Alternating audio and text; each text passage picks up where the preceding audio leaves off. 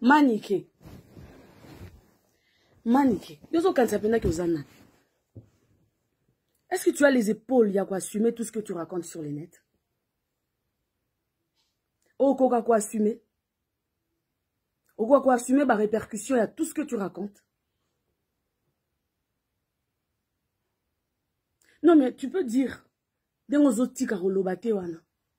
la masina, akola la masina, moi, la kisenso, fi wana ya salite wana, fi wana a botakate wana, fi wana ya stérile. Je te l'accorde. Ça, je te l'accorde. Mais quand tu dis qu'il fallait à la langa, on a répété, pour ton information, il fallait à la langa. Il fallait à la langa. Puis, à otika la kusala yamuti, et otika la kusala mati.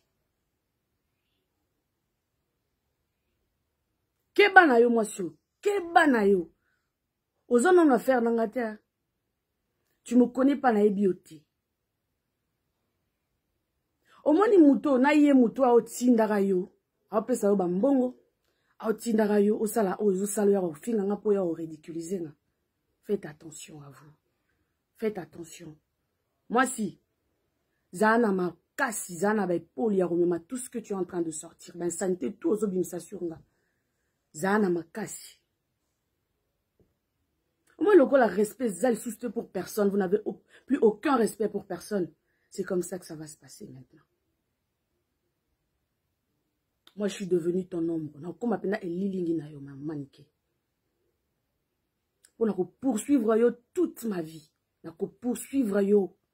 Yebaka yango. Si tu es une femme, tu as tout ce que j'ai, moi. Comme femme. Sors. Arrête de te cacher, sors.